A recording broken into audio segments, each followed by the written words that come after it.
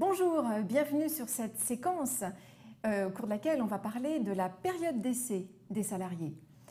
Alors la période d'essai, on va parler du calcul de la période d'essai, on va parler de la durée, donc légale, conventionnelle, on va aussi parler du renouvellement de la période d'essai. Mais bien sûr, on va commencer comme d'habitude par le cas pratique que vous attendez tous et qui, cette fois-ci, concerne Annabelle, qui a encore une histoire à vous soumettre. Alors Annabelle a recruté donc une nouvelle personne, Carlotta, qui n'est pas encore arrivée. Annabelle a préparé le contrat et sur ce contrat, elle prévoit une période d'essai de 2 mois avec une clause de renouvellement à l'identique, donc de 2 mois.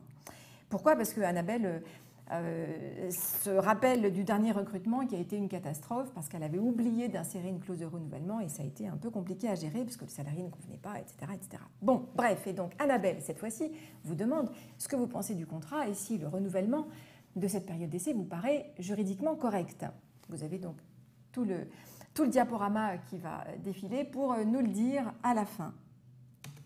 Commençons avec la raison d'exister de la période d'essai. À quoi sert une période d'essai ? Vous le savez bien, c'est une période qui permet à l'employeur et aux salariés de s'auto-apprécier, à l'employeur d'évaluer les compétences du salarié dans son travail, notamment au regard de son expérience, et aux salariés d'apprécier si les fonctions occupées lui conviennent. Donc une période test où on va s'auto-évaluer l'un et l'autre.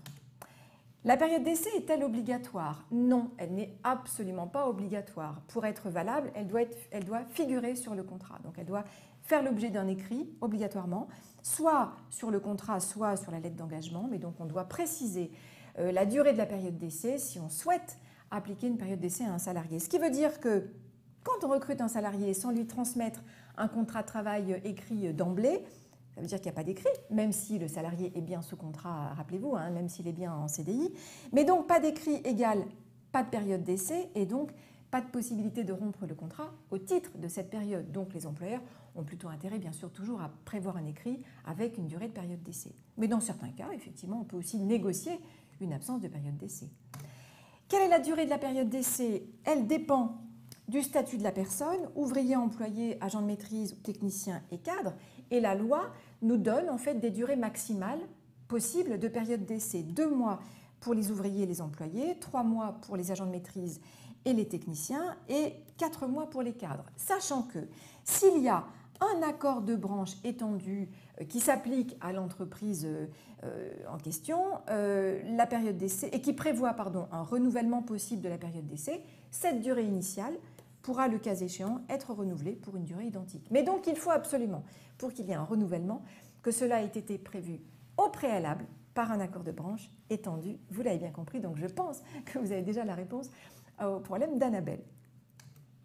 Ces durées de période d'essai, 2 mois, 3 mois, 4 mois, sont des durées impératives. Autrement dit, l'employeur ne peut pas aller au-delà, faire plus long, sauf, attention, accrochez-vous, parce que là, c'est vraiment pas évident, sauf, autrement dit, l'employeur devra appliquer les durées du Code du travail, sauf s'il y a des durées plus longues prévues par un accord de branche conclu avant le 26 juin 2008, donc avant l'entrée en vigueur de la loi qui a instauré donc, ces durées de période d'essai dans le Code du travail, sauf, deuxième exception, durée plus courte prévue par un accord collectif conclu après le 26 juin 2008, ou alors, bien sûr, et toujours, durée plus courte prévue par le contrat ou la lettre d'engagement. On peut toujours contractuellement être plus favorable que ce que dit le Code du travail ou bien les accords collectifs. Vous avez compris, parce que ce n'est pas évident ce truc-là.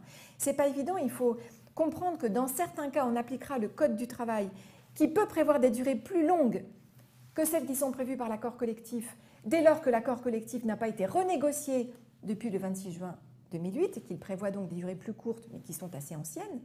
Ou alors on pourra appliquer des durées plus longues, donc c'est moins favorable pour les salariés que ce que dit le Code du travail, donc des durées plus longues que le Code du travail, mais dès lors qu'elles ont été conclues par un accord de branche avant le 26 juin 2008. Deux exemples pour qu'on soit sûr que vous ayez bien compris. Prenez le cas tout d'abord de cette convention collective des employés de l'édition de musique qui a été signée le 15 avril 1982, qui n'a pas été renégociée depuis, en tout cas au niveau de la période d'essai.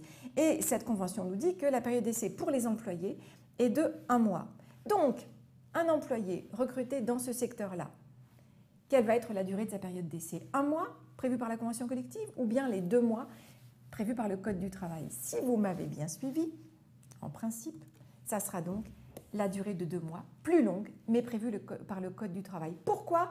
Parce que la convention collective donc, de l'édition, là en l'occurrence, date du 15 avril 82, c'est-à-dire avant la loi du 26 juin 2008, et qu'on n'a pas renégocié de durée plus favorable depuis. À supposer bien sûr, attention, que l'employeur n'ait pas lui-même prévu sur les contrats des durées plus courtes pour les salariés, ce qui est toujours possible évidemment. Second exemple, en cas d'embauche d'un cadre, cette fois-ci dans la convention dans un office notarial qui dépend donc de la convention du notariat qui date du 8 juin 2001. Cette convention nous dit que pour les cadres, la période d'essai peut être de 5 mois, c'est-à-dire moins favorable pour les salariés que ce que dit le Code du travail qui nous dit 4 mois pour les cadres. Donc, en cas d'embauche d'un cadre dans un office notarial, aujourd'hui, on va lui appliquer quelle période d'essai? Vous avez tout compris. Vous vous souvenez bien sûr de cette diapo. Évidemment, on va être précisément dans ce premier cas de figure. Et donc, concrètement, on pourra donc, je vais trop vite, on pourra donc appliquer la durée prévue par la convention du notariat, c'est-à-dire 5 mois. Pourquoi? Parce qu'elle est moins favorable, certes, mais elle résulte d'une convention conclue avant le 26 juin 2008 et elle prévoit des durées plus longues. Donc on est dans les exceptions prévues par le Code du travail. Vous avez compris? Vous accrochez quand même, hein, c'est loin d'être limpide, n'est-ce pas? Alors sur le renouvellement, la période d'essai peut-elle être renouvelée? On l'a vu au travers du tableau.